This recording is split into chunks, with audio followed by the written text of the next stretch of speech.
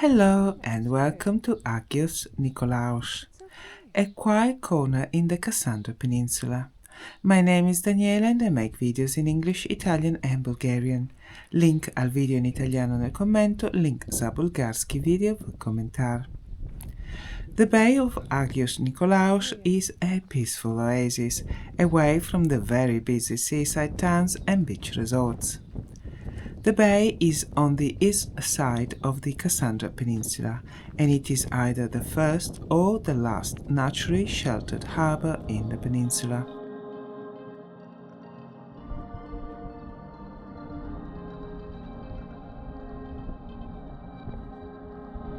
The harbour is mainly used by local fishermen.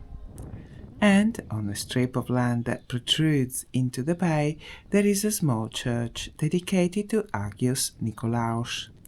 Saint Nicholas is the patron saint of travellers and sailors.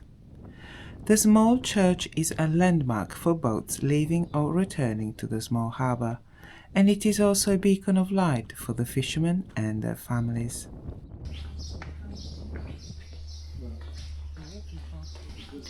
The chapel to Agios Nikolaos was constructed at the beginning of the century on the foundations of an older church.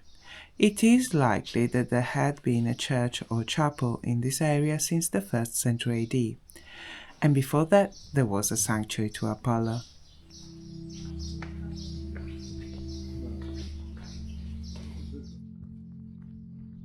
And these blocks of whitish stone, sprinkled with some vigorous vegetation, are the remains of a sanctuary dedicated to Apollo Kanastraios. There isn't much information on why a sanctuary to Apollo was built here, but ancient and modern historians have given us a few clues. So let's turn into detectives and hope we end up more like Sherlock Holmes and less Inspector Clouseau. The sanctuary was in the Ionian style, and the first colonizers of the peninsula were from the island of Euboea. The people of Euboea were Ionians. Why Apollo? The Ionians worshipped Apollo. It was their most important god. Apollo was the god of the sun, the god of light and enlightenment. This included poetry, music, knowledge, and the law and civic institutions. Apollo is also the protector of travelers, and famously, he was the god of prophecy. These attributes come together in Apollo as the god of colonization. Colonization, in this context, means a small group of men leaves the home city-state. They find a suitable piece of land and start building a new city-state. The enterprise begins with a visit to the oracle of Apollo. The oracle, hopefully, comes back positive, and with Apollo's blessings, the men set sail. The colonists had a blueprint on how to set up a new city-state based on their hometown. Having settled there, in practice, things were a bit more flexible. Sometimes the Ionians settlers met with local resistance, sometimes they fought back, sometimes they moved on. But often their presence was accepted. The colonies were not exact copies of the original city-state. The plan was adapted to the local circumstances, geography, resources, and local communities. The new colonies at the beginning are very vulnerable. To survive, they need to establish good relationships with their neighbors. This means incorporating some of the local laws and religious practices into their own laws and religion. So, Apollo, for example, becomes also the god of healing in the Halkidiki Peninsula.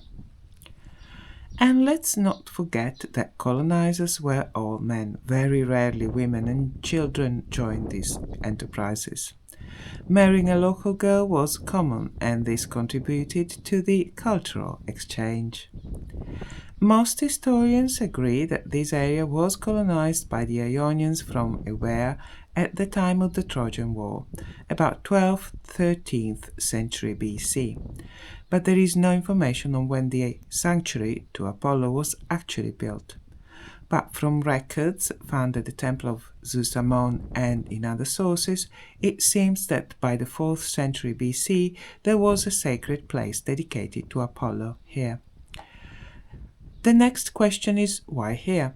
The bay was an important safe harbour in a strategic position. The bay overlooked important shipping routes that started in the east, went past the three legs of the Halkidiki Peninsula to the island of Euboea, and from there all the way to Athens.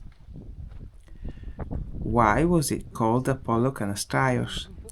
Greek gods often acquired a sort of geographical surname. This bay was called Kanastraios, therefore Apollo became Apollo Kanastraios. It seems that the bay was called Kanastraios because it is shaped a bit like a shallow basket.